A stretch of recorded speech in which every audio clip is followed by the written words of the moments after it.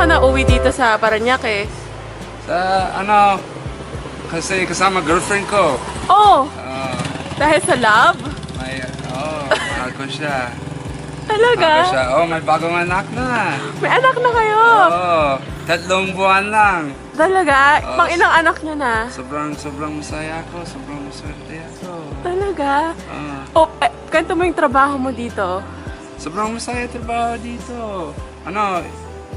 Ngayon, gwardiya, 1 taon. 1 taon ka ng guardia. Pero dati, ayunante ako, timekeeper ako doon sa Calamba, Laguna. Marami. Sobrang masaya trabaho dito sa Pilipinas. Sa California, Oo. trabaho ko doon. Oo. Meron ko business, real estate agent ako doon.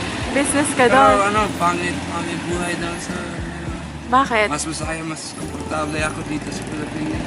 Paano ka naging ganyan kagaling magtagalog? Subukan ko lang. Tanong ko lang kung narinig ko bagong salita. Tapos, turuan girlfriend ko. Ng mga tao. Turuan sa akin. Ano pangalan ng girlfriend mo?